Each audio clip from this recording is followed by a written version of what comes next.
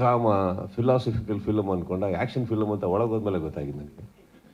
ಪರವಾಗಿಲ್ಲ, ಖುಷಿಪಟ್ಟೆ ಆ ಸಿನಿಮಾನು ಕೂಡ ಇವಾಗಲ್ವಾ. ಬೇಜಾರು, ನಿಮ್ಮ ಉತ್ತರಕ್ಕೆ ಬರ್ತೀನಿ ಸರ್.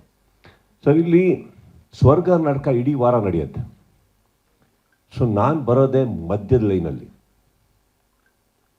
ಗೊತ್ತಾಯ್ತಲ್ಲ. So I have to balance.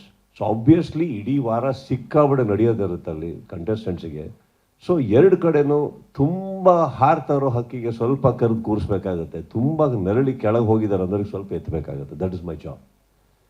So ಅಲ್ಲಿ ಏನಾಗುತ್ತೆ, ಒಳಗಡೆ ವೈಯಕ್ತಿಕವಾಗಿ ಮಾತಾಡ್ತಾ ಇನ್ನೊಬ್ರು ಕೆರಿಯರ್ ಹಾಳಾಗೋ ಥರ, ಇನ್ನೊಬ್ರು ಜೀವನ ಹಾಳಾಗೋತಾಗ, ಇನ್ನೊಬ್ಬ ಕಂಟೆಸ್ಟೆಂಟು ಡ್ಯಾಮೇಜಿಂಗ್ ಮಾತಾಡ್ತಾ ಇದ್ದಾರೆ ಅಂದಾಗ ಮಾತ್ರ ಸ್ವಲ್ಪ ನಾವು ಮಾತಾಡಬೇಕಾಗತ್ತೆ. ಯಾಕಂದರೆ ಹೋಗೋ ಕಂಟೆಸ್ಟೆಂಟ್ಸಿಗೆ ಸರ್, ಪ್ರತಿಯೊಬ್ಬರಿಗೂ ಹೊರಗಡೆ ಒಂದು ಕುಟುಂಬ ಇದೆ, ಹೆಸರಿರುತ್ತೆ, ಜವಾಬ್ದಾರಿಗಳಿರುತ್ತೆ.